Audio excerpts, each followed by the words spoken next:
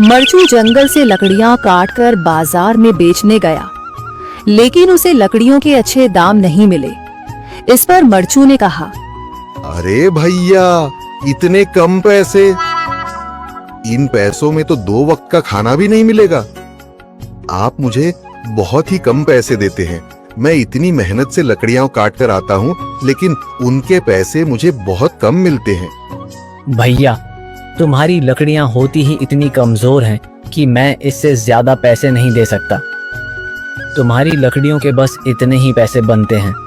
अरे भैया, कुछ ज्यादा कर दो ना। वो क्या है ना कि इन पैसों का तो कुछ भी नहीं आता। मैं अपनी जिंदगी कैसे गुजारूंगा? भैया, तुम जाकर अच्छी लकड़ियां लाओ, तभी इन लकड़ियों का अच्छा दाम मिल पाएगा, वरना इन लकड़ियों का तो यही दाम है। ये सुनकर मरचू बहुत ज्यादा परेशान हो गया और पैसे लेकर किराने की दुकान से सामान खरीदकर घर आ गया। घर पहुंचते ही मरचू की पत्नी सीता ने कहा, अरे जी, सामान ले आए आप? हाँ जी, सामान ले आया हूँ।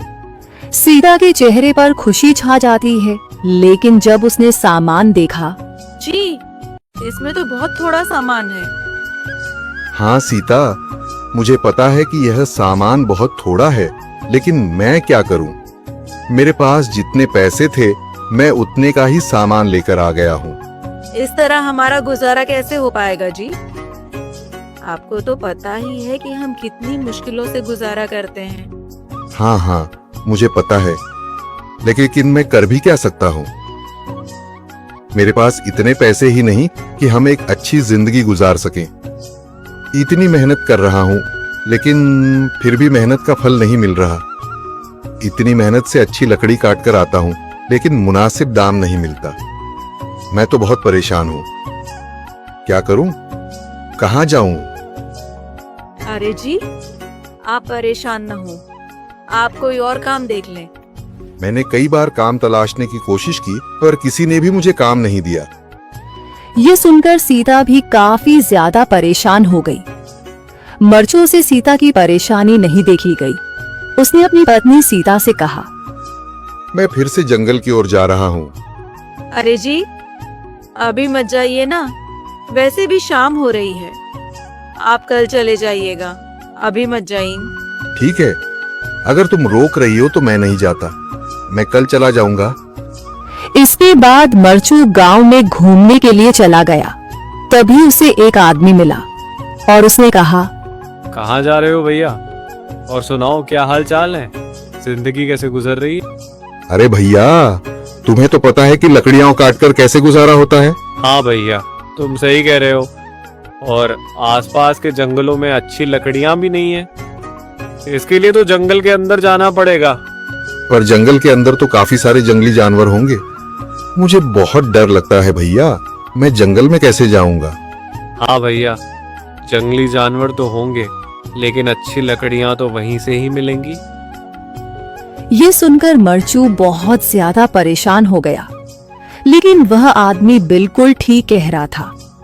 जंगल के किनारे की सारी लकड़ियां कट चुकी थीं। अब सिर्फ जंगल के अंदर ही अच्छी लकड़ियां बची थीं। अगली सुबह मरचू लकड़ियां काटने जंगल की ओर चल पड़ा।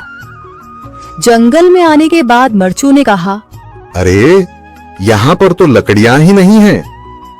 वो आदमी सही कह रहा था, लकड़ियों के लिए तो जंगल के अंदर ही जाना पड़ेगा। और जंगल के अंदर जाना क्या सही रहेगा? मुझे तो बहुत डर लग रहा है, क्योंकि वहां पर तो काफी सारे जंगली जानवर होंगे जो खतरनाक होंगे। अगर आज मैं जंगल के अंदर नहीं गया तो मैं आज घर पैसे लेकर नहीं जा सकूंगा, और फिर जब पैसे नहीं होंगे तो गुजारा कैसे होगा?